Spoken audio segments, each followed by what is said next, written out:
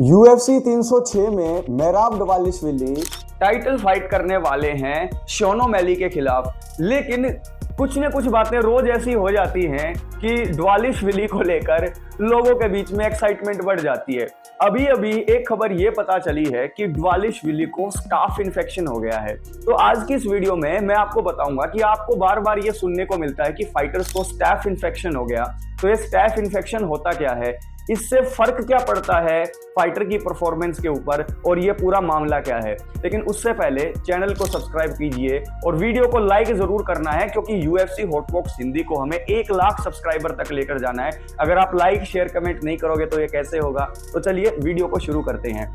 Shawn O'Malley और मेराब दवालिश्विली की जब से फाइट फिक्स हुई है, मेराब दवालिश्विली ऑनलाइन कुछ न कुछ ऐसा कर देते हैं जिससे कि फाइट फैंस के अंदर उनके नाम की चर्चा चलती रहती है। थोड़े दिनों पहले उनको अपने कैंप के दौरान एक कट लग गया था, तो उन्होंने उस कट की फोटो जो है लीक कर दी ऑनलाइन। जबकि कोई भी फाइटर अगर कोई चोट लग जाती है अपने कैंप में तो उसको लीक नहीं करता, अपने अपोनेंट को बताता नहीं। इसी बात को लेकर डेना व्हाइट ने यह कहा था कि मेराब दवालिश्विली जितना बेवकूफ आदमी मैंने आज तक नहीं देखा, ही इज वेरी डम। उसके कुछ दिनों के बाद अभी 2 दिन पहले वो एक बहुत बड़ी कैंची लेके आए। वो कैंची जिससे माली अपने बाग के अंदर जो फूल पत्ती काटता है ना, जिनसे पेड़ों की टहनियां काटते हैं, वो लेके आए और उससे अपने आंखों के जो वो टाके थे वो काटने की कोशिश की। वो भी काफी ज्यादा चीज वायरल हुई। लेकिन अब रिसेंटली जब उनकी फोटो सामने आई है तो उनके हाथ के यहाँ पर, आप अभी स्क्रीन के ऊपर भी देख पा रहे होगे, यहाँ पर उनको एक थोड़ा सा छोटा सा फुंसी फोड़ा दिखाई दे रहा है। इसी को ही स्टाफ इन्फेक्शन कहा जाता है। देखिए, किसी भी फाइटर को जो स्टाफ इन्फेक्शन होता है वो उस फाइटर की गैस टैंक यानी कि उस फाइटर के स्टेमिना को बहुत कम कर देता है। शरीर के अंदर कुछ न कुछ बीमारी चल रही होती है, उसी को ही स्टाफ इन्फेक्शन रिफ्लेक्ट करता है।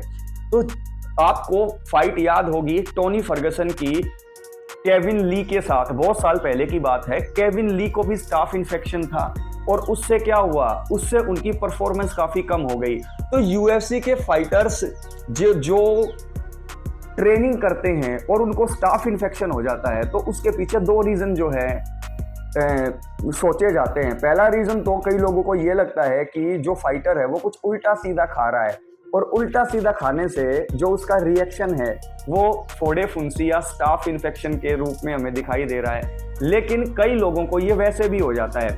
लेकिन मेराब दवालिश्विली का कहना ये है कि नो ब्रदर, ये कोई स्टाफ इन्फेक्शन नहीं है, ये तो वैसे ही तुम्हें दिख रहा है। लेकिन इस फोटो में आप क्लियरली देख सकते हैं कि मेराब दवालिश्विली को स्टाफ इन्फेक्शन है।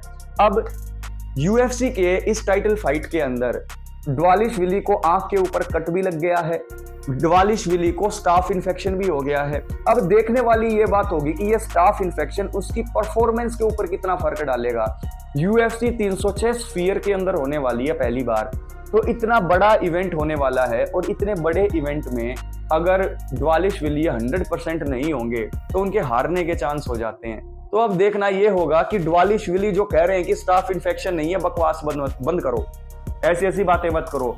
वो ठीक हैं या फिर रिपोर्टर्स ठीक हैं जो कह रहे हैं कि इन्हें स्टाफ इन्फेक्शन हो गया है। तो आज की इस वीडियो में दवालिश्विली की सिचुएशन भी समझ में आ गई आपको, और आपको ये भी पता लग गया कि यार ये स्टाफ इन्फेक्शन क्या होता है, और स्टाफ इन्फेक्शन अगर हो जाता है तो उससे दिक्कतें क्या होती हैं। तो वीडियो पसंद आई हो तो चैनल को सब्सक्राइब करके लाइक जरूर करना, और कमेंट तो करना ही है। और जीतने कौन वाला है इन दोनों में से, शॉन ओमैली या फिर दवालिश्विली, कमेंट कीजिएगा। टेक केयर, ख्याल रखें।